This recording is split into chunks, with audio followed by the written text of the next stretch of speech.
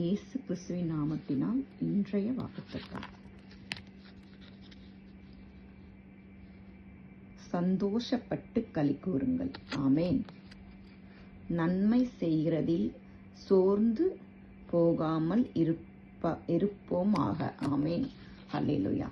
கர்த்தர் என்று சொல்லுகிறார், சந்தோஷப்பட்டு களி கூறுங்கள்.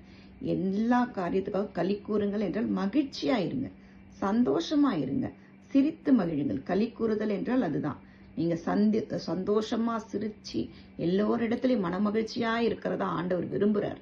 நீங்கள் கர்த்தரிடத்தில் சந்தோஷமாக இருக்கும்போது நிச்சயம் மற்ற காரியங்களையும் உங்களுக்கு சந்தோஷத்தை ஆண்டவர் கட்டளையிடுவார். என்ன துக்கமானாலும் என்ன ஒரு வேதனை ஆனாலும் கர்த்தருடைய பாத படியில வச்சுட்டு ஒரே ஒரு வசனத்தை வாசிச்சுட்டு நீங்க உங்க வேலையை பாருங்க. ஆண்டவர் போகையிலும் வருகையிலும் உங்க கூட இருந்து ஆசீர்வதிப்பார். நீங்கள் களி கூறும்படி செய்வார். இந்த காரியம் உங்களுக்கு ஜெயமாய் மாறும். நீங்கள் ஏதோ ஒரு காரியத்தை குறித்து இதுல நமக்கு நன்மை நடக்குமா, நம்ம சந்தோஷப்படுவோமா என்று யோசிக்கிறீர்கள். நிச்சயம் அதில் சந்தோஷத்தை ஆண்டவர் கட்டளையிடுவார். எந்த காரியமானாலும் தேவ சித்தத்துக்கு ஒப்பு கொடுங்கள். அதில் நிச்சயம் நமக்கு களி கூறுதல் நிச்சயம் இருக்கும். கர்த்தாவே, இந்த நாளில் ஆசீர்வதிப்பீராக ராஜா. உங்களுடைய பிள்ளைகளை ஆசீர்வதிப்பீராக ராஜா. அப்பா, அவர்கள் களி கூறும்படி செய்வீராக ராஜா. ஆமேன். அல்லேலூயா. ஸ்தோத்திரம்.